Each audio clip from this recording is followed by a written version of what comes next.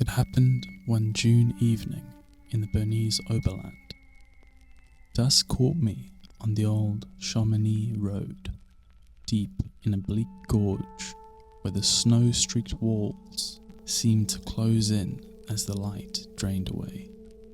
The road rose and fell over boulders and narrow ledges.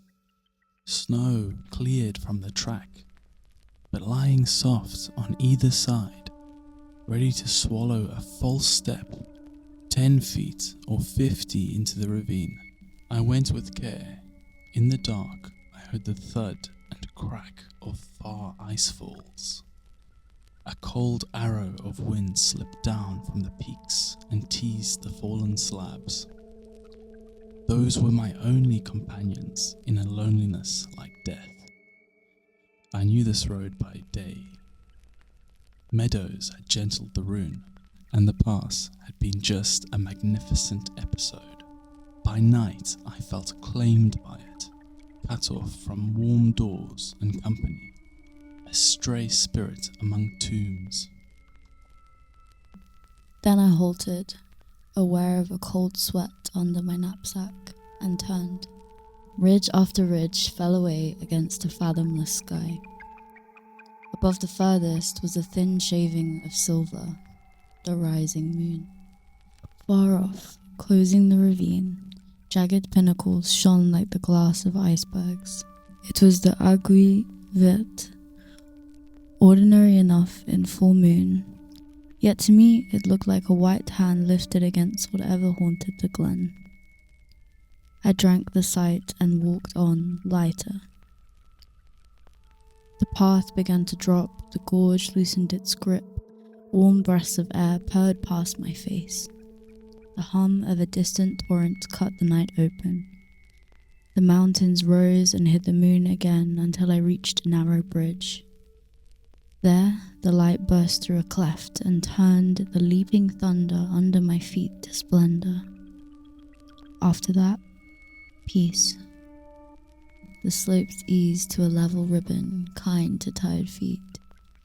The first dusky chalets of Belle Oiselle struggled towards me. Cattle breathed and rattled in their stalls under the lofts as I passed in the moonlight. 5 minutes later, the church's zinc onion of spire glistened, and I was in the heart of the silent village. We turned to the view spread out below and around us. The glacier, like a rolling sea of glass, came down from the tall gates of the hills. Its source felt like the white furnace of the sky, its substance like star crystal. From its margins, splintered peaks rose in 100 fine shapes.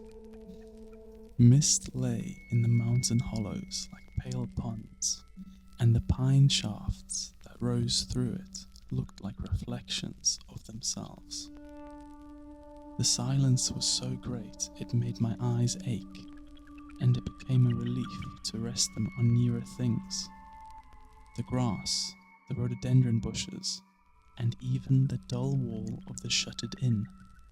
The flat blade of the fall divided, and the tall black walls of a savage ravine. On harsh shelves, starved clumps of rhododendron shook in the torrent's wind.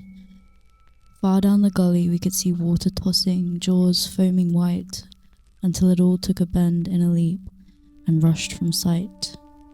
We stood on a little platform of coarse grass and bramble, its fringe dipping under the spray.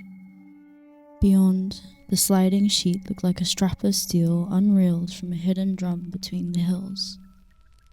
The midday sun drove like a piston down the shaft of the valley, painting purple spears of shadow and striking the upper curve of the fall. Halfway down, the cataract slipped into shade. From here, to look up was to feel your feet tugged towards the unseen lip. To look down beyond the brink was to become the plaything of a force you cannot account for. I fought my nerves and won. As I stepped towards the opening in the brambles, a steady relief came over me.